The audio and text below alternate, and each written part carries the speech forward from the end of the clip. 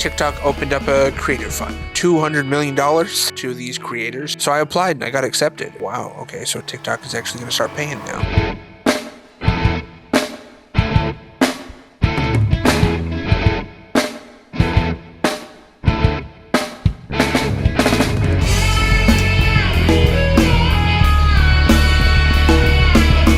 Ladies and gentlemen, welcome to the show. We're not rolling yet, bro. Save that. You guys started going. Oh, you are? We are rolling. Okay. Well, ladies and gentlemen, boys and girls, we are excited to have someone that is above all. Just restart. that was garbage. That was going nowhere. Just restart. Now it's got to stay in. Welcome, everyone. Ladies and gentlemen, boys and girls, welcome to Unlikely Story Podcast. And today we have an exciting treat for you. Someone who has been blowing things up. Not literally, just so we're clear, but blowing things up. He's not a terrorist. in the influencer space. It's questionable. All throughout all the platforms, but especially on TikTok recently. And I liken him to the great John Candy, even in many ways. Ladies and gentlemen, welcome Collin Everett. Thank you, Yes, Collin Everett at Collin Your Mom on TikTok. With right. 2 R's. Welcome. U-R-R. Collin Your Mom. Well, we'll put it up. We'll put the graphic up. Oh, yes, we sure will. Welcome, man. It's great to have you here. Appreciate you guys. This has been a little bit of a journey getting Collin here. We had a little A couple snafus, uh-huh. Yeah. Flights, man. Flights. It's stressful no matter how you slice it. Yeah. Every single time something goes wrong, something is changed. Luggage. Your luggage gets lost.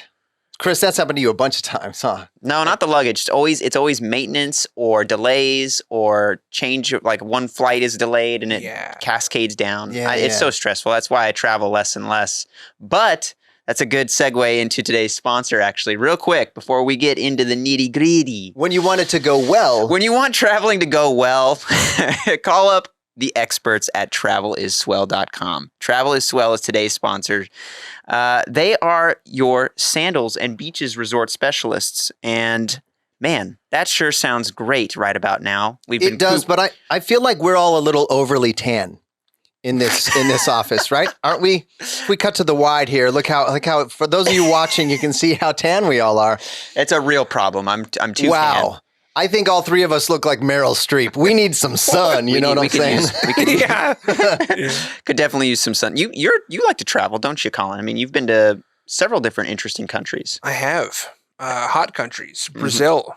You know, that is like, south of the equator. So their summer is like October to February.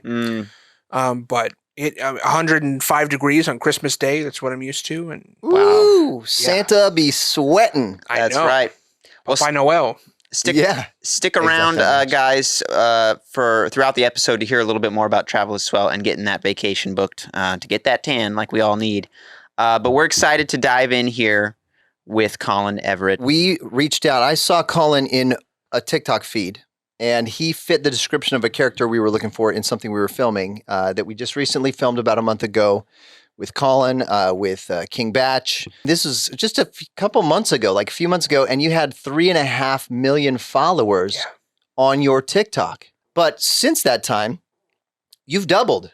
You've doubled your followership, your fellowship. You've doubled your fellowship. Yeah. Your subscriber base has grown tremendously. I attribute it a lot to what you're doing on TikTok. But we've had a blast working with you. And of course, having you here, you can tell us a lot about that. But from 3.5 million to over 6.2 million today, that's pretty incredible. And that's just in like a month and a half's time. Yeah. Tell us a little bit about your story. How did you come into making content and being a creator that you are today?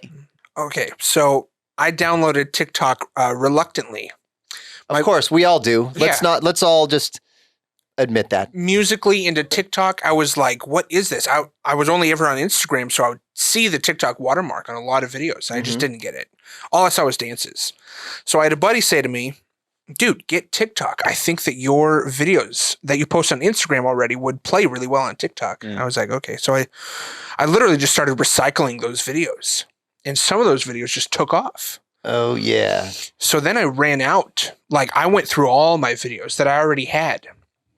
And I ran out. And I kind of discovered that people really like if you get the TikTok app and you film in it and you, you know, post there and to them, not just like a recycled whatever. Yeah.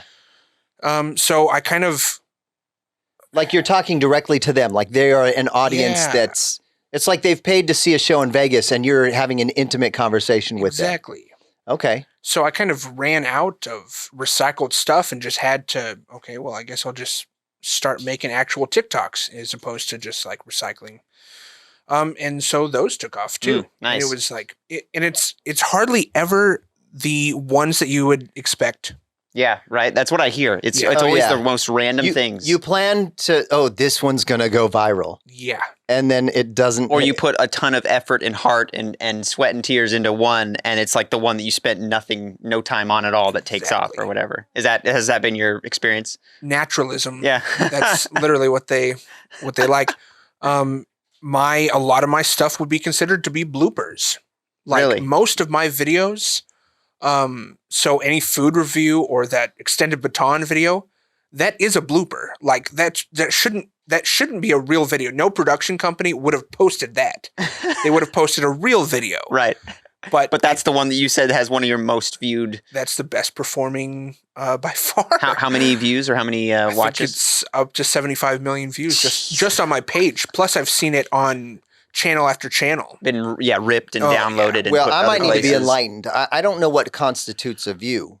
Is that because it does play on a loop? Is every time, because Vine was like every time it would play, people would watch it like 10 times. Did that count as 10 views on Vine? I think so.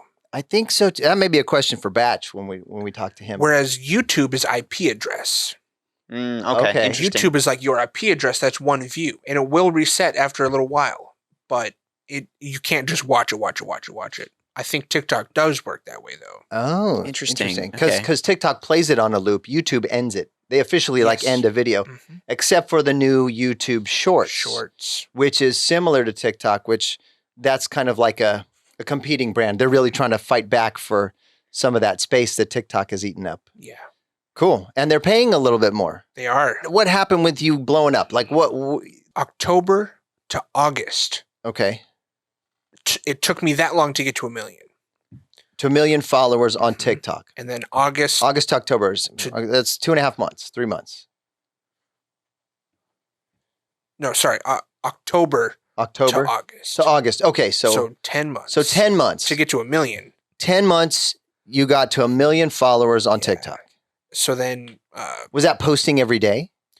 That was pretty damn close. Yeah. It was every day, just about. Pretty much every day. Okay. And would you say that consistency is what can help the algorithms or whatever they do to kind of keep you at the forefront of people's attention? And it's like Gary Vee says so. You know, it was just like listening to Gary Vee. Right. And he says post 7 a day, but I'm not even about 7 a day. That's that's nuts. Does he do that? He might post 7 a day, or there might just be enough footage of him post something. But you're posting at least once a day. Is that right? Yeah. Okay. So, and you're saying that's a good habit to get into. Consistency is like, honestly, the biggest advice that I have for anybody is just be consistent. I went to film school with some people who are way more talented than I am, and they're not doing anything in film. And it's because there's no consistency. I'm anywhere right now because of just posting. Every day. That's a great advice. I mean, and finishing what you started, which is along the same lines. It's like you're on a journey of growth and growing your audience. It's finishing what you're starting. You're continuing to build. We know filmmakers too who've made great stuff, but it's never seen the light of day because they never finished it. You know, and it's even short stuff like a trailer or a short film. It's like, we never got this actor back to do the one thing, and it's like, oh gosh, like. Well, and then life comes in, and you got to do your thing, and then you never get finished. Yeah. But so consistency, and from the 1 million, how did that change from there? So how to get a girl at a party. How to get a girl at a party. Oh yes, that video, that one did. We should play that. We should play that. Let's play it. Let's play it. How to get any girl's attention at a party. Quick glance, smile, look at a friend, take a drink, look away, and bring them back. Flare the nostrils, soften it, bite the lip, harder, puff the chest, mating call. Look away. Look at your watch. Is that a fly? And we're back. Smolder.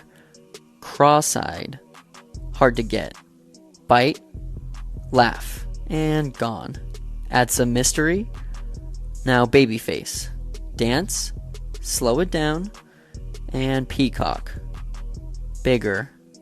Bigger. She's all yours. Oh my gosh. Yeah, that was hilarious. Yeah. That was the video that literally, I think, got me the million. So many faces. Oh, yeah. So many faces. Right. Can you just bust one out for us right now? Freaking, there's so many. There's literally so many. What's one?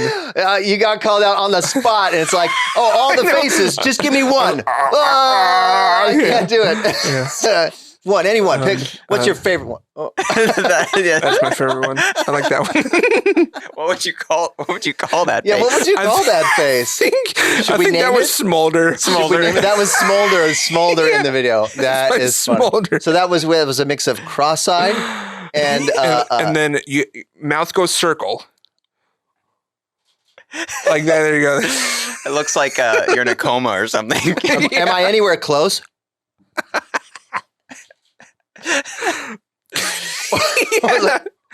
Not bad, yeah. Do it. I'm like, the face just has to hang. It has to hang. It's got a lazy face, like a lazy eye. And so that video literally just went through the roof, right? It skyrocketed. I posted it, fell asleep, woke up to 2.2 million views. Jeez. In, like 5 hours or something. And probably a slew of followers too, right? Just like a slew of followers. What was your highest viewed video before that? Couple million. Okay. Couple million. This was over a long period of time, not an overnight. Right. Yeah. Not overnight, yeah. I touched the wall, that one. That was my first video to ever blow up. Mm-hmm. And this is you basically touching a wall in a drive-through at a like you're doing something you weren't supposed to. You're like, I can reach out and touch the wall in this drive-through. Kind of like Nemo when he touches the boat. It's like, don't touch it. And he just taps it with his flipper. You kind of do that at the drive-through. And some friends are like, dude, that is so cringy. Why do you keep doing that? It's like, well, I wouldn't have asked for that one to take off, actually. So I don't know. But you can't ask for any of them to take off. You can't. The people decide. Yeah. It's like getting a dog, a puppy. You don't choose the puppy chooses you. Yeah, pretty much. That's the thing. You don't choose the video that goes viral. The people choose what video goes viral. And from that, you just continue to grow gradually, right? Yeah. Mm. Yeah, so I guess it would be August to now. Another 10 months that I've gone up to 6.2. Wow. Exponential. Yeah. That's past amazing. TikTokers that I started out watching. Nice. Mr. Hamilton or I'm the J. And it's crazy because I formed this opinion of them and their lifestyle and all of that just based off their profile, which is so easy to do. And then my profile gets above theirs and I still recognize that I'm still me living my lifestyle. Yeah, yeah. And there's like, really wait no a magic. Second, like, I'm still the same person. Well, I was supposed to, it's like fairy dust is supposed to land on you and you're supposed to like, raise above the clouds. Kind of like meeting a fan or something. I would feel I would disappoint. Mm. Like if the interaction went on for too long, I would feel like my dad, someone my dad watches, he always says, never meet your heroes. Right. Yeah. Because you realize quickly after meeting them that they're not heroes. They're just regular normal people. Yeah. Kind of reminds me of the end of The Graduate. Remember that? Where they do all this stuff and they finally get away. They escape and they won and they're going to be together. And then they're just sitting in the car and they're just like, oh. What now? Now what? Yeah. You know? Like, yeah. Are there any other keys to that success that you feel like you've picked up?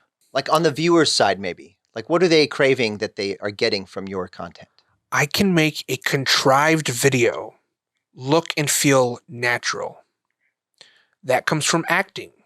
If it feels forced, faked, contrived, people go whip, or they'll comment, okay, fake. But because I studied acting, like I believe that I know how to take words off the page or take a concept and make it feel natural, like I'm talking to you right now. Yeah. And people like feeling that. Yeah. I consider it to be a little bit of movie magic. Tricking people that are okay with being tricked. Totally. The way they're being tricked. Yeah. Because like you're saying, there are people that are like, I'll see something and I'll be like, her reaction happened like right before the punchline. Yeah. I'm like, that's so fake. Like, I don't even like this. You know, Yeah. it's people that are trying to do ballroom dancing faces on their TikToks, like, like they're so surprised, you know, and they do those, oh, look at me, I'm doing tricks. And it's like, that's fake what they're doing. Like, it doesn't feel legitimate. I can appreciate what you're saying. Some people fall for that stuff and they dig it, whatever. But I get what you're saying. The legitimacy, the feeling of legitimacy, even if they're being tricked, even if they found out later they were being tricked, they're like, I'm fine with that because it felt real and it was cool and I enjoyed it. It like movies. Triggered the emotion of laughter. Yes. And that's, I think, really all that counts. In a legitimate way. Yeah. Yeah. A non-contrived way. Mm-hmm. I just did a recent video where I slip and fall. So my friends are sitting there, the two twin friends, and they're sitting at a table. And I've seen this one, yeah. Cooking them eggs. Yeah. It's my ode to like Charlie Chaplin. Yeah. Yeah. So I end up falling in the video, and a lot of the comments are like, you know, that fall was real. He didn't mean to do that, you know, blah, blah, blah. And I was like, I did. Yeah. But I'm not going to say that. I'm not going to tell you. Yeah. Because that would ruin the illusion. Like, Right. If it looked accidental, great. Yeah. It wasn't. But that's what you were going for. Exactly. Yeah. Yeah. No, I love that. I love that. It's great because one of the things I think that you do so well is that you are very agile. Your humor is very physical and agile. Yeah. That's why it's like I was saying earlier, it's a mix of John Candy and Chris Farley because Chris Farley, that dude, have you seen the Chippendales one? Dude, Patrick Swayze? My word, yeah. And Chris Farley, that one's great. Look that one up, watch it. It's fantastic. And then John Candy, who was not as physical, was very fun. He was more nuanced physical. Yeah. He had subtle movements. He wasn't as like outlandish, I'm going to fall on the coffee table and break it while living in a van down by the river. Yeah. He was more like, excuse me, what'd you say? Mm-hmm. You know, like just very like subtle, nuanced movements, physicality, but very humorous and oh gosh, they're both just great. And I see that you take after a lot of them given the similarities and it's really, I think, is working for you in so many ways. And I hope we can continue to have some of that in our series that we need to get greenlit by, you know, the powers, the studio powers. But I think we should use that and you should keep rolling with it because I feel like there's a lack in the comedy world, in the entertainment world of those kinds of entertaining heroes. Yeah. Because I feel like they were. Yeah. They were, and we lost them both way too soon. Yeah. I know. Because of that, I really want to stick around.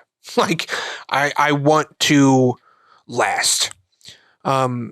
They, both John Candy and Chris Farley. You know, I don't know if John Candy, I don't know much about his dark side or anything like that. I don't know. I mean, I can imagine he had one, but I think that like that heavy dark side can be directly attributed to calling, I think. A person's calling. And some people are just called to speak to the masses in a very short amount of time. Christina Grimmie, not a comedian, she was a singer. She was on The Voice. She got famous off of YouTube, and randomly in Florida, she was shot. Wow. Some fan had sent her a message. She didn't respond, and he shot her and then shot himself. Kind of a downer there, but Christina Grimmie was a Christian, a pronounced Christian, and she died, I think, at 22. Wow. And I'm actually pretty paranoid going out in public and like interacting with people. I'm sensory overload. There's just like It's interesting because it and a lot of people might not understand this that just know you from your videos. But that's a real thing. Yeah. You can be the life of the party when you're at home alone on a video. Yes. But when you go to a party, it can be overwhelming for you. Yeah. That's, but people don't understand that. They want to put their arm, hey, this guy, it gets social anxiety kind of stuff. Oh yeah. I was followed by a fan. Like followed in her car. She saw me in public. I got in my car and started taking off. She had just pulled into the post office. And then she starts following me. She didn't even go in and do her business in the post office. Oh, whoa. And I was so not okay with it. I was really I felt so defenseless, actually, in traffic trying to make these turns. And she's right behind me. And I was like, I don't know what I'm going to do. Yeah. What do you do? Bro, dude, I know. You gotta, do they allow concealed carry where you are? They do. There you go. I mean, look, not like you want to use any of that. No. Nobody does that actually does that. But yeah, man, I could see some people just taking it too far and ugh. Trying to be nice, trying to be kind. They want to see me. I mean, bro, have you seen The Fan? Isn't that the movie with De Niro and whatever? Is that De Niro in that movie? Wesley Snipes. Yeah, that's scary stuff, man. The fans love them fans. Love you guys, but them fanatics a little too much. Not the fanatics. Love the fans, not the fanatics.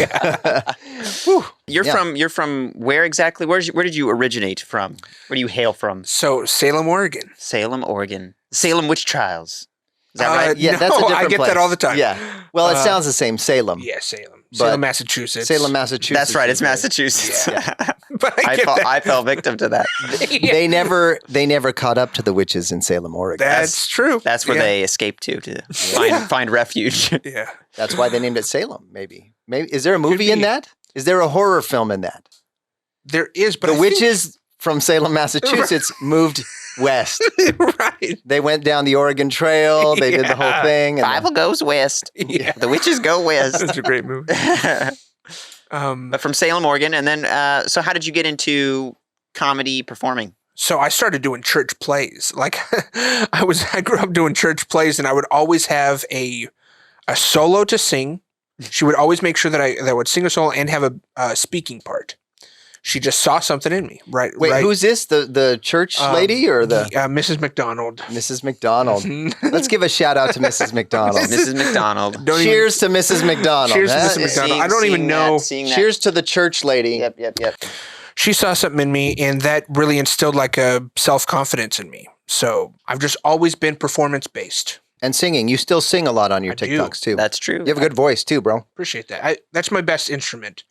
And I only ever learned a guitar to provide more opportunities to sing. Yeah. Church plays then transitioned into summer camps. So summer camps, especially in Brazil, Palavra da Vida, Sul, Word of Life camp. I went there probably 8 summers in a row. I lived in Brazil for 8 summers. That's awesome. So when I was 11, moved to Brazil till I was 19. That's right. You speak Portuguese, Travis, too. I do. Se vocês falam português, podem falar conosco. Compreender. Now you're going to make me put subtitles up on this? Oh, my gosh. Right. No. You don't have to do that. They'll get it. The right ears will pick up on our If Portuguese you don't get it, that's voices. your problem. Yeah. I think that's the thing, too, is that, I love keeping Brazil and Portuguese kind of, with me along. Because that's awesome. Not only have I done American TikTok, but I have a Brazilian TikTok, too. Oh, really? I Okay. just literally do in Portuguese. That's awesome. That's been cool. International. So you are internationally known. Are you known to rock the microphone?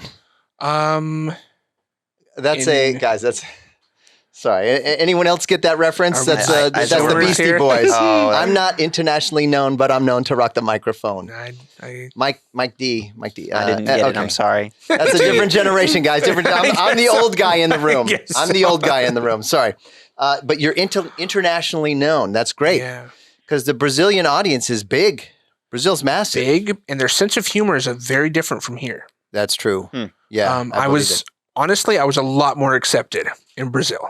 Really? To be straight up, yeah. Well, why do you say that? Like, what accepted in what way? What were you rejected? They accept public goofiness. So, like, I wasn't always on stage. Okay. Here, to be, I can even be out with personal friends of mine, and if I do something a little out of the box, they get really mad or really embarrassed. It's just not the same here culture. in the States. Yeah. Here in the States, I guess to me that seems like telenovelas. You know, they're like the Spanish soap operas. They're like cheesier. Yeah. Like much more cheesy and goofy, kind of. I wonder if that's just a Latin America thing where they're open to it a little bit more. And it's just more accepted. It's just like... That's interesting. That is interesting. Because your humor is very goofy and silly in so many ways. We were at lunch and you said something about what you have learned from. Can you say what that was? Like where you get most of your comedic stuff from? I swear it's mostly from Looney Tunes and Tom and Jerry, and I swear. And Bugs Bunny and the gang and all those guys. I love Mel Blanc because he made his artists, he goes, never write the same face. Always make it be a different face. And that, I mean, Jerry Lewis too. Jerry Lewis was huge, but I think that all in all, my facial expressions, my gestures, my timing, it really ranges from the cartoons that I watched as a kid. The faces, the timing, and just the different things that you do. There's a wide range. It's not the same thing every time. You've got different things for different scenarios, which I think is really funny. Even in what you did with us for the thing we shot, the pilot. As I was saying earlier, it's tricky to like narrow down the funniest parts, and you have different takes, different faces, different reactions. Because you're choosing from so many different good things. Yeah. It's a great problem to have, but it is a problem. Yeah, it's a problem. It's a real problem. Yeah, it's like, oh, this is funny. Let's do this one. Oh, that's funny. That's also funny. Let's do that one. Well, can we do both? No, it's the same beat, but they're different, and they're both funny in different ways. So. We found that to be a challenge. It does make for a very colorful blooper reel, for sure, because there's a lot to draw. Or if you're like Anchorman 2, they'll just recut a whole second movie. Dude, that would be amazing. That was pretty cool that they did that. We had been talking about doing something like that. Like it'd be great to have a whole second version of the movie just from different takes. And then, of course, they did that for Anchorman 2. They did. And they actually re-released a second version of the movie. Second version. All alternate takes that were like the other good stuff that they just had to cut out. Yeah, it's pretty crazy. But I mean, when you've got comedians like that are that talented, that brings me to a question, actually, I'm curious about. Who are some of the comedians you draw inspiration from? Like, who are the comedians that are just, the bee's knees to you? I was just explaining this to somebody recently that in Brazil, because I didn't have like high school or I didn't have that much of a social life really in Brazil, except for like summer camps. The stuff that I discovered online was very unconventional and unusual for a kid my age to be discovering. So Jerry Lewis. I love Jerry Lewis. Jerry Lewis and Dean Martin, the Colgate Comedy Hour. There you go. They were great. Huge. Abbott and Costello. Yeah. Like I just draw so much of their physicality. And then as I got older, I started to discover Jim Carrey, Chris Farley, Kevin James especially. And then going into film school, then I discovered where all of these guys, where their inspirations come from, which is Charlie Chaplin, Buster Keaton, Fatty Arbuckle. Yeah. So I consider my sense of humor to actually be really well informed. Nice. And very, very well scoped and colorful. That's awesome. Yeah, some legends in there from many different eras, which is cool. We were having a discussion just before we started rolling about how some comedians have kind of a darker past or darker things that they're drawing from, that they're dealing with. And we threw out a couple names. You said one in particular, Chris Farley. That his what did you say his goal before he passed? So I know that he really wanted to do dark roles. He wanted to play darker movies, and he wanted to show that side of himself because he had one. He had a really dark side. You mean like dramatic dark, or like dark humor, or dark? More like troubled, like just troubled, maybe even a bad guy. Okay. But definitely dark, dramatic. I don't think he meant comedic at all. I think he wanted to get away from that as quickly as possible. Interesting. Okay. And then we had talked, we were saying, I was like, oh, that's interesting. And then I remembered, oh, yeah, Robin Williams, when that all went down, rest his soul, we miss him greatly. There was a lot of talk swirling about how he was dealing with some deep depression and problems. All these guys. Yeah. Same with Chris Farley. Chris Farley, overdosed, and Robin Williams, and like a lot of them went too soon for just really taking dark paths and dark turns in their own personal lives, whether it was physically with drug abuse, or whether it was just mental illness or issues like that. Like, I imagine it's very, very taxing to try to always be smiling. Well, and that's what we were talking about, is like, it's interesting how that comedy in those cases at least seems to have become their outlet or their way of coping with whatever they were dealing with. You yourself have done some filmmaking, directing work, and we know that you've done a short film actually as well that is not comedy at all. You actually went to film school, right? I did. Yeah. I got an associate's and a bachelor's. Did 4 years in under 3. And I think it shows in your quick edits and how you kind of put your stuff together. Now we watched this short film. Yeah. And it's pretty incredible. I think you did a great job directing it. Thank you. And it was a film school project, I was right. It was. What'd you say, your sophomore or something? Or no, your second semester? Is that what you said? Yeah. First year, second semester. So that was, people got to know me through that experience. And that's awesome. We didn't pick the best spot to film in Grand Rapids. It was in a parking lot. That parking lot. Yeah, we'll play. If you're watching on YouTube with us right now, guys, we'll throw Collin's short up here so we can reference it. But check it out; it's on his YouTube channel. They filmed part of it in a parking lot where there's a Grand Rapids, really big and dramatic scene that takes place. Tell us what was bad about filming in that parking lot. So I think we definitely captured the environment while we were shooting there. The back of the van is actually wide open, and we have like 7 people like crammed doing sound and stuff. So while we're shooting, we shot until 4:30 in the morning. Nice. And we had no security, and we didn't know that was a thing you should have in that part of town, or what, or just I think just in general. In general, it's really important to have.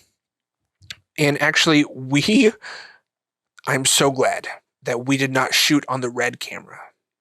The way that our school was trying to force us to do, use the red. And we're like, our film is low lighting, so we need the A7S. Without, it has to have really good lighting with the red to even look low lighting. Right.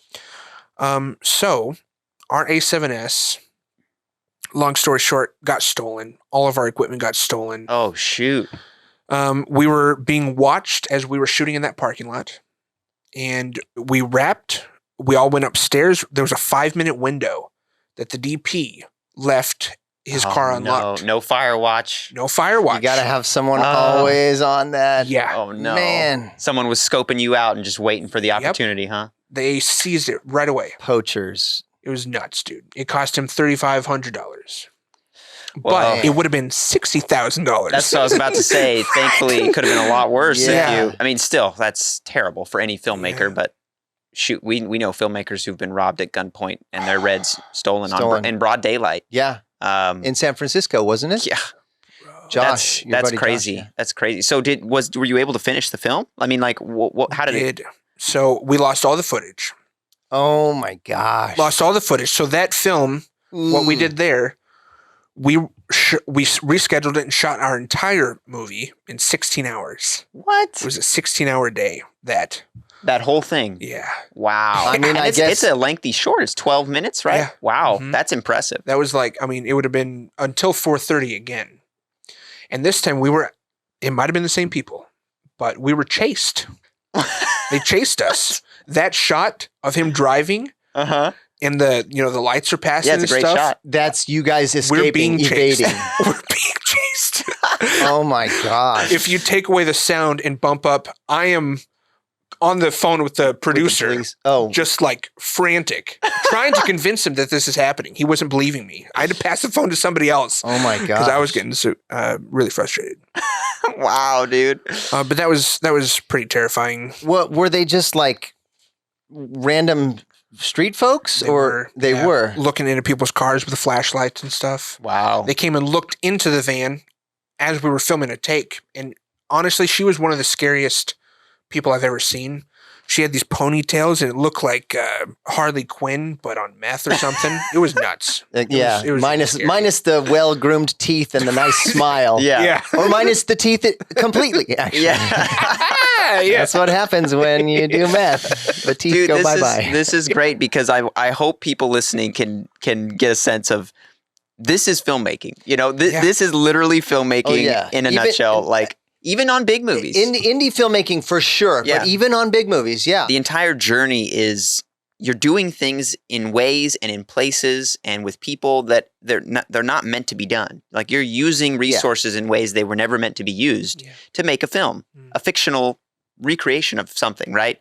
So you're naturally going to run into just weird occurrences and events and things where people just don't understand what's going on, or they take advantage of it, Well, one thing, for example, is when we were filming the FBI scene for Deacon, we got this great building, the owners and those, it was great.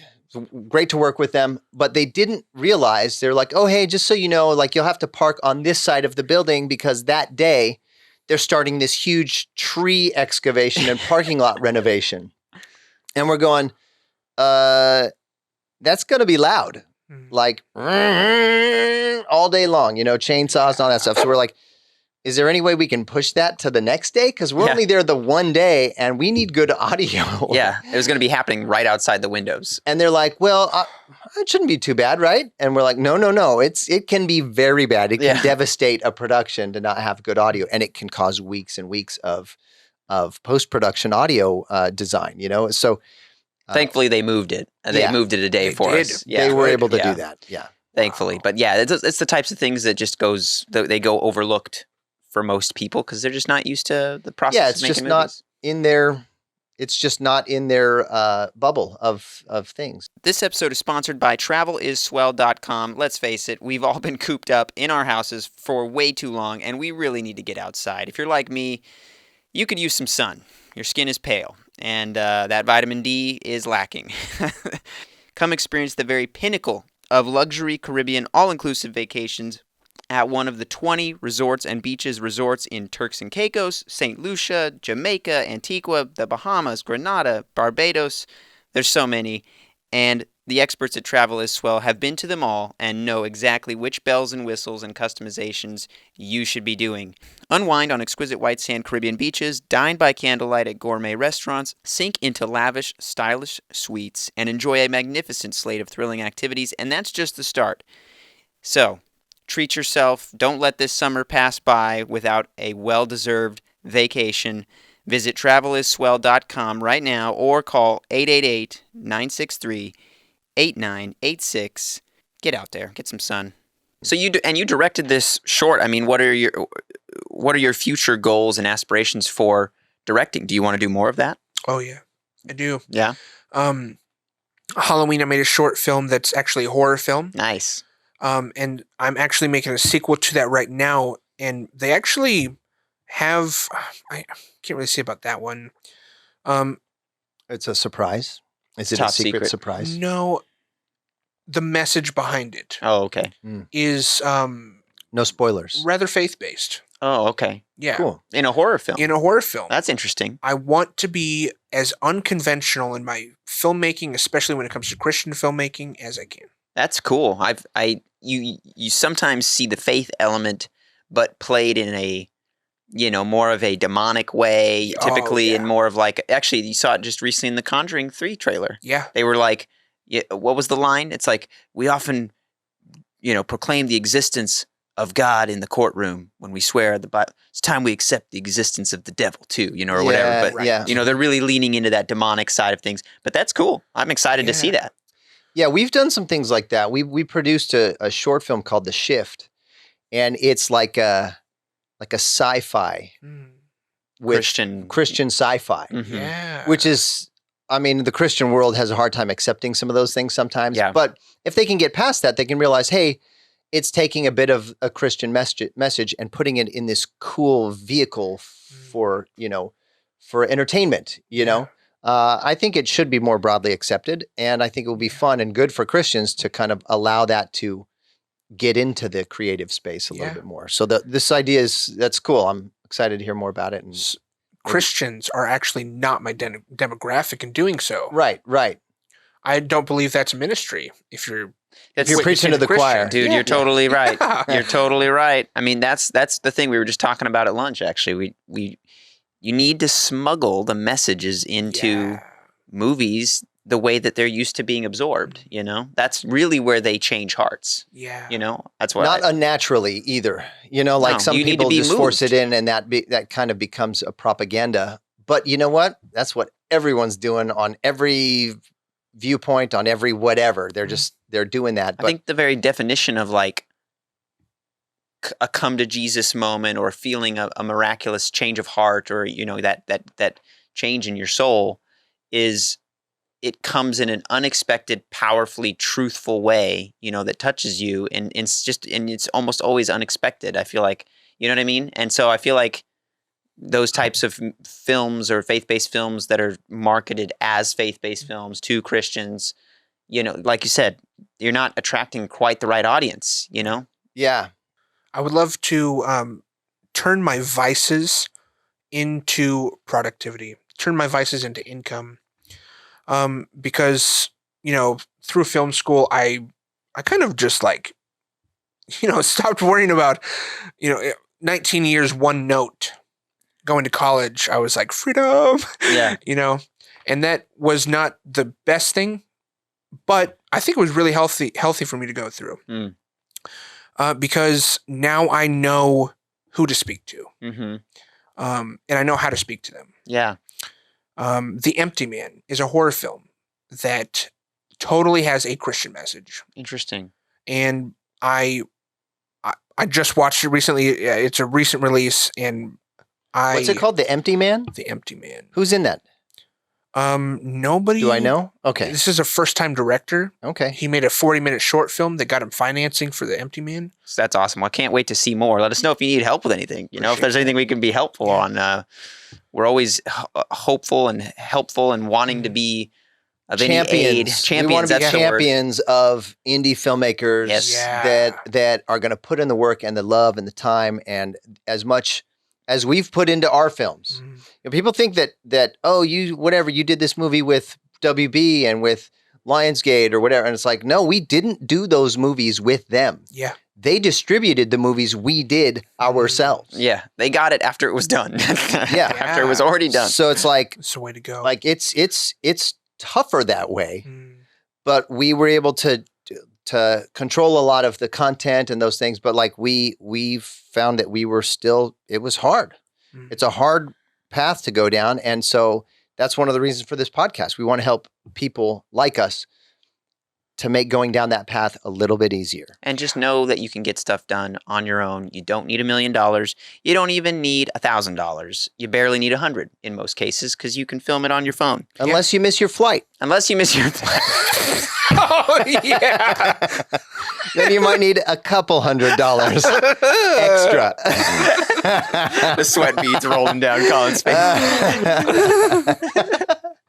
Well, I got a couple other questions for you, Collin. You've been in the TikTok world for a while now. You know a lot about it.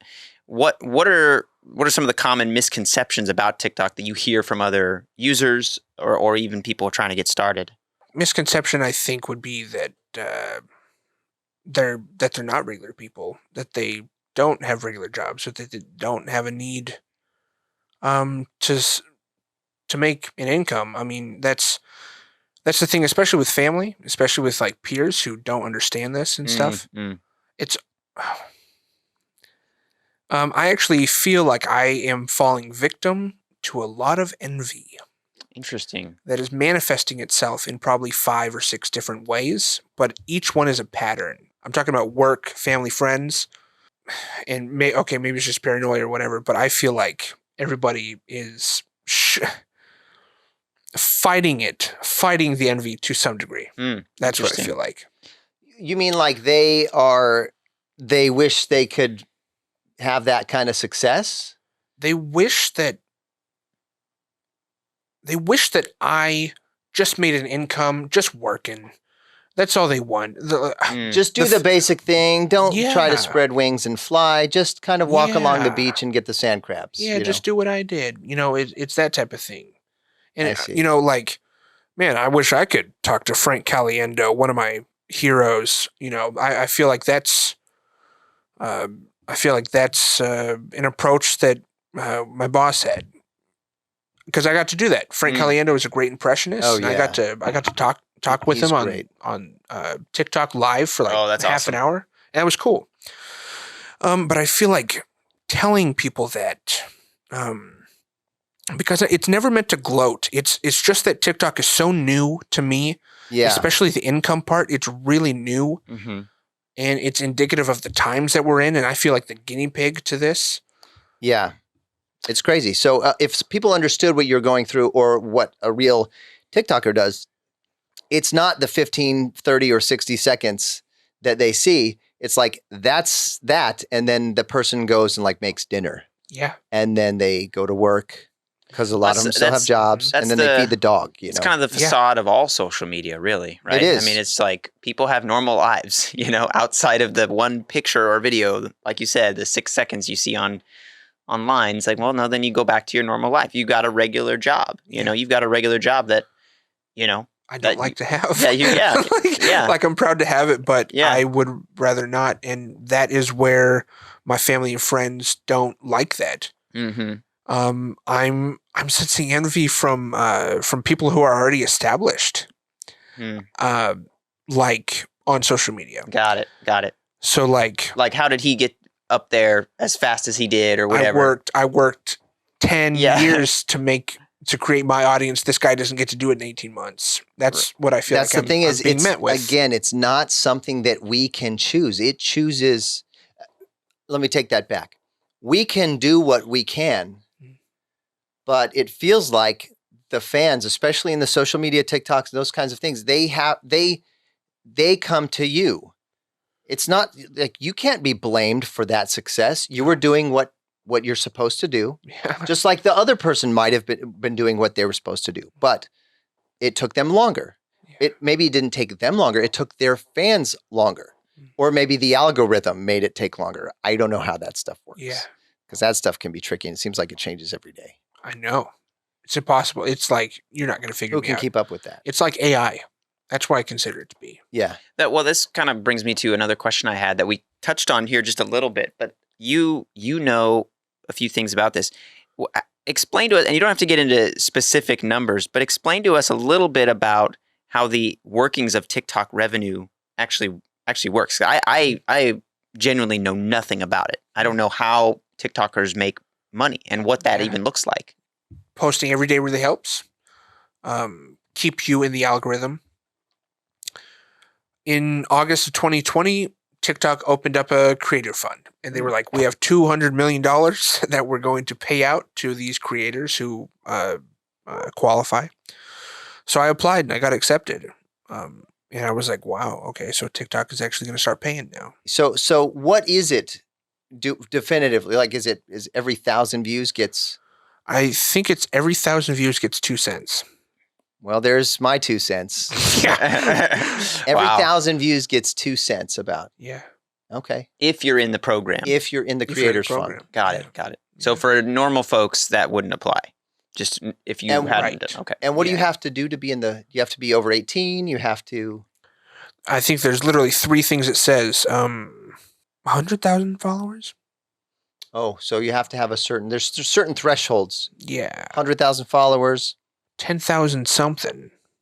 10,000 video likes or watch hours or something, or I can't remember. And then be 18. Mm-hmm. Okay. So those 3 have to hit. So say like the month of May, all the videos that you make in that month would be June 30th that you get that stuff. Okay. So they pay you 30 days later. They do. Yeah. After the month. It's like the education system. Yeah. Yeah. The month after you worked, you get paid for the month. Yeah, totally. Month later. It's not necessarily enough per month to like keep me afloat solely just that. I mean, technically, I guess it kind of is, but I would not feel okay with myself just relying. I'm just going to rely on this app. Yeah, no, totally. That's just not okay. Yeah, no, absolutely. To support yourself and your livelihood, like no way. No. Especially because, I mean, let's be honest. It's a foreign-owned company. They could pull the rug out from under you at any time. Yep.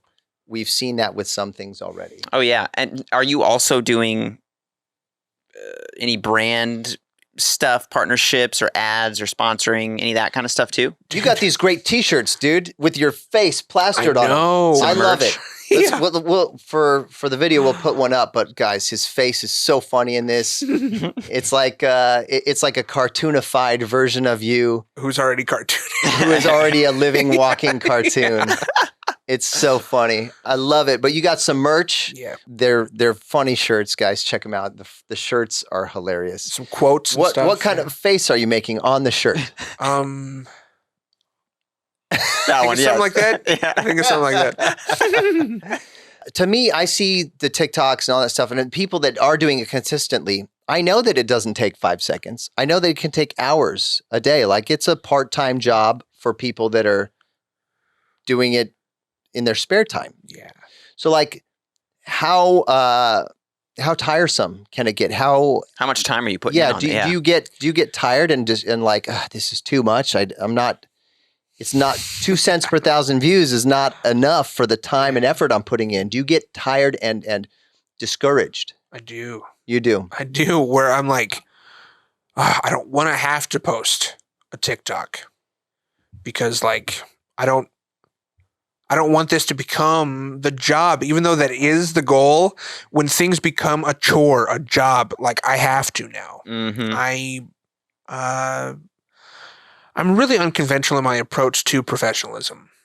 So like with the brand deals, I have kind of cut ties with a lot of brands who have reached out to me just by being unintentionally unprofessional. And that part of that's kind of by design. I really don't like professionalism. And I already have trouble with like being civilized. I feel like what's going on here? I'm not sure I follow. Like pleasantries. I feel like talk. I'm getting pleasantries. Just the BS. I want to hear nitty gritty stuff. I want to be able to share nitty gritty stuff and have it be received well. Unfortunately, you don't want to be a phony, a Hollywood phony. Yeah, that's like a shill for the brand. I love Joe Rogan for not doing any ads. Mm-hmm. He will be reached out to people all the time and he ignores all of them. Mm-hmm. And I don't feel like it's because of him that I'm doing that. I feel like he aligns with what I'm already doing, which is I gravitate towards people like you guys. Yeah. Which is, I love independent film. I love ma and pa shops. I would much rather have, a kitchen job over working with some AutoZone company or something like that, which I've done. So my money is pretty much just TikTok Creative Fund. And brands are not reaching out to me really anymore. So interesting. Well, are there brands that you're like, I like this, maybe I'll reach out to them? Yes. Mm-hmm. Like which ones? Blockbuster. Uh-huh. And then is Blockbuster still around? So Blockbuster is in Bend, Oregon. They're 2 hours from me. Is that the one they did the Netflix special on? Yeah. I saw some of that. Yeah. I think it's actually called The Last Blockbuster or something, isn't it? I watched a little bit of that. So super good. So what's the how would that work? What is your idea for a sponsorship? I mean, I thought they turned it into like a Airbnb or something. Yeah. Well, that's the thing is they kind of left me high and dry, like I've been doing to other people. So I think it's going to be that relationship where it's like the people who want me, I don't want, and then vice versa. Okay. Which I find that right person or that right company that'll click, huh? Yeah, like for me, it'd be like, hey, Sprite. Like, let's set it up. I drink Sprite all the time. I'm obeying my thirst on set. I drink Sprite. So Sprite, if you're listening, send over the paperwork for that sponsorship. Let's get it done. I'll have a Sprite right here front and center all day long. There's something cool about that though too. It's like you're not worrying about that and it's just pure creation. You're just worrying about making funny stuff, nothing else, you know? That's true. I think it would be cool to find and connect with sponsors or financiers that get what you're doing and that can benefit from it. You know, everyone benefits, but like kind of letting you be you. Yeah. It's the difference between a manager and a micromanager. You have a sponsor and you have a micro sponsor. Like, well, you can't say that. This person shouldn't be saying. It's like, this person is who they are, and that's why people like them for that. Let them be who they are. That's why you're paying for the sponsorship. Yeah. And people try to take and change and tweak things. Like, let's have you say it this way. You know, it's like, well, no, if I say it the way you're asking me to say it, then you would be missing out on the reason that we're working together. Right. Yeah. What would be some of the top tips you would give to someone looking to either start a TikTok or just be creative and be an entertainer in general from your perspective? I think me personally, I would be speaking to a demographic in saying this, in being the most unconventional that you could be. So that would require, like, you know, I see some TikToks dedicated to one thing, and that is it. That is their whole TikTok. They'll have millions of followers, and you know exactly what you're going to get. Not me. My videos are all over the place, and I pride myself on that. I pride myself on just being so unpredictable in my content. They never know what's coming, and it's always a surprise. It's always a surprise. It's Christmas morning with Collin. Christmas morning, you wake up to a brand new TikTok, and it's like a box of chocolates, right? Yeah. You never know what you're gonna get. I think that's right. Did you see that coming? Did we all see that coming? Okay, we actually did. Okay. We saw that one. But I think that's actually pretty cool because you hear a lot of people say the opposite, right? You hear a lot of people say, find that niche and stay in that niche, you know? But you're saying, no, be unconventional, be you, shake it up. They're not wrong when they say that. No. Both can be successful. They're right when they say that. But there are exceptions to that rule. And that's where nuance and context needs to be more understood in our jump the gun society that we're in. We need to understand that while most people need to kind of set into a box a certain way, that there are others that need to be outside of that box or need to be standing on the box. It really, we have to allow for all of those things. We need to. It's what makes our society great. Well, we were talking about this in the last episode. We were saying how, and I believe this applies to humankind in general, but we were saying Hollywood doesn't know what they want. They never know what they want. They will attach onto the next hot thing when it shows up and say, oh, that's our next big thing. But I think that's the way people are too. They don't know exactly what is funny. They don't know what they want. And then when they see it, it's like, oh, dude, you got to watch this guy, or you got to see this. This is the next thing. Yeah. And they never would have thought of it otherwise until you show it to them or to whoever shows it to them, you know, which I think is amazing. It's like how new stories are told. It's how original stuff's made, you know, which Hollywood doesn't do a lot of. I know, because they're not creative driven. They're money driven. Yeah. I'm creatively driven. Yes. There's stuff that I need to get out. Yeah. So are we. It's the same thing. And this is what's interesting. Blah, blah, blah, blah. I can't even speak. I'm so excited right now. I'm like a dog about to piddle that hasn't seen its owner in like 5 days. I'm like a dog chasing cars. Yeah. I wouldn't know what to actually do with one when I caught it. Yeah, exactly. But no, I feel this way. It's like that's one of the reasons I reached out to you. I reached out to several people on TikTok, Instagram, different places. Like, hey, what you're doing is creating, and you're not so hung up on this or that. Now, they may be sponsored by like an energy drink or something, and so they are making an income out of it. But a lot of them just want to collaborate with people and make some cool stuff. Yeah. I mean, that's how we did this with this Deacon Jones pilot episode that we filmed. Batch we met at the Blumhouse Halloween party in 2019. And we just hit it off. And it's like, hey, yeah, let's get together and create something. And then I hit you up and some other people. And it's like all creatively driven, all like driven by just the need to create something cool and the desire to really excel in your skill set. Like Batch is a trained actor, also. Like he is trained. He's not just like some Viner and some TikToker. The guy's Instagrammer. The guy is skilled. Yeah, that's what I was going to say earlier when you were saying that exact same thing. He told us the same thing. Like that's what he is. He it drives him is the acting portion of it. Yeah. And so we believe that we're like, great, because we want you to showcase that in this series. There's going to be plenty of comedic moments and fun and funny bits and action and all that kind of stuff. But there's going to be several instances where there's going to be some real dramatic pieces that are going to need to be acted and told in a great way that we feel that he can portray. And we're not pigeonholing anyone. Mm-hmm. We're not pigeonholing anyone the way we feel that we have been pigeonholed by some people in the industry. They just do that. Oh, I don't have any horror concepts right now. It's like, great, we don't do just horror. Like, this is an action comedy, and we have to go out and shoot this thing to prove to the streamers and the platforms and the studios. I don't know why we need to prove this yet again, but like, hey, check this out. And they're going to be cracking up. They're going to be enjoying it. And they're going to be saying, oh, yeah, this really is great. And it's, again, like Chris was saying, showing them the next thing that they would latch on to that they otherwise wouldn't have seen themselves. Yeah. And that's what we intend to do with this action comedy series, Deacon Jones. So exciting.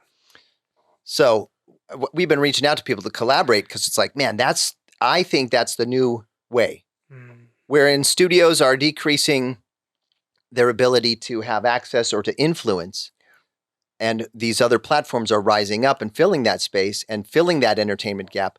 We can find more creative people that are focused on the creative, like you and us, and we can really collaborate and make some really cool stuff happen. I'm excited to see what the future holds. Very excited because of that. Very excited. Very excited to be working with you in the future, Collin, on this episode that we're working on, Deacon Jones, and on many more things. Yeah. Collin Everett, everyone. Collin Everett. Collin, your mom, right here with us today. Any final words of wisdom? Any final things you would leave with our viewers that are looking to just maybe follow in your footsteps? Or any questions for us, too. That as well. Either one of those things. So interesting that you say that about coming into a new era. I conduct most of my business on Instagram. It's not emails anymore. It's literally Instagram. And it's not through agents and managers and reps and all of that. I'm doing it all myself. So in that way, be consistent of not just content, but like literally TikTok commenting on other videos and having them be liked and seen and interacted with is so important. Also just literally being yourself, or if you're going to choose a character, be really good at that. Got it. I do play a character. I definitely play a character. Multiple characters who are unnamed is just like one of my favorite characters to play is definitely based off of Kevin James. It's like somebody who can't find the right words to say, you know? And a lot of people don't like that because they want something clever to actually be said. That's their comedy. So they find it obnoxious or whatever. But I love the dude. Ricky Gervais is one of the best who just can't find the right words to say. So that is definitely a character that I play. I would encourage, but that is also me though. That's what I need to get out is that inner, because I have to be civilized for my job and being around family and friends. I have to be kind of composed or else it's not all that well accepted. So I feel like TikTok has become this home where I can literally just really be myself. I'm pulling back the veil and showing them my actual self. I think this is more of a character. That's interesting. That's really, really interesting stuff. That just really makes you think about entertainment in general. Just like, how many things have we seen on film and TV, on TikTok, on whatever, where we believe we're seeing a character, but we're actually seeing the real self kind of coming out, and this is their window. This is their opportunity to show us that. I think that's fascinating. Yeah. That's absolutely fascinating. I feel like these platforms are like the cryptocurrency of creators. Right. Crypto is decentralizing world banking, and these social media platforms are decentralizing the entertainment industry. Wow, that's so interesting. So it's creator cryptocurrency. It is. Okay, so I was just at my grandpa's house. Him and my older brother are talking all about stocks and cryptocurrency over my head completely. I jump into the conversation and I just show him my TikTok. I show them my creator fund. I go, this is my cryptocurrency. And I try to explain it to them. And what I said to them is that I will probably never understand your side of things. Stocks, trades, crypto. Yeah. they probably won't be understanding to the full extent that I do TikTok and the Creator Fund. Right. So I see those as one and the same. And it's really interesting that you just said that. You put it into more definitive words for me. But very, very interesting the times that we're in. It is super interesting. I actually did think of another question. Are there any, but we talked about some of your own behind the scenes experiences making movies. Are there any behind the scenes stories, whether it be from a movie, a show, an actor's life, or anything like that, that have inspired you or that have been, you've heard and you've been just like, whoa, I didn't know that, or that's just exactly what I'm doing. Or, like they did it with duct tape and paper clips and string and it blows my mind. Anything like that sticks out for you? Damien Chazelle. Damien Chazelle, dude. Oh yeah, he did that through Blumhouse. I mean, we were talking to Cooper on our set for The Gallows. Wow. After they had won something at Sundance for the short. And we were like, "Hey, what's going on?" He's like, "Working on this Whiplash." I was like, "Yeah, we heard about that. It won some jury award for a short." He's like, "Yeah, it's great. It's just a script. It's just fantastic." And we were talking about it on the set here in Fresno, talking about Whiplash and how they were planning on getting ready to shoot it. Dude. And is that what you're referring to, Whiplash, or is it something else in his career? Whiplash, the short film. Yeah. Okay. Is what I was talking about. Yeah. Which is just, I mean, he made the short film and he got like $3 million to go make that thing. Mm-hmm. David Pryor, The Empty Man. He did the same thing. Okay, so like one director that I absolutely love is Dan Gilroy. Oh, okay, I know him. Yeah, made Nightcrawler, which is my favorite movie. That's a great movie. It's my favorite. Every time I watch it, I'm watching with somebody new who hasn't seen it yet. I have to introduce somebody to it like once, twice a year. Okay. And for that to be his first feature, and I don't even know that he did a short film. I think he literally just made the feature, but I'm not sure about that. My end goal, I think, is to own the production company that is making these types of movies. A24 and Blumhouse are like top dogs for when it comes to the types of movies that they make and produce and see worth in. Yeah. I would love to find out the movie ideas that they've rejected. Mm-hmm. Oh yeah. Yeah, because it's probably some simple rom-coms and stuff. Yeah, maybe we've got some of those. We've got some of them have come our way. Really? Yeah.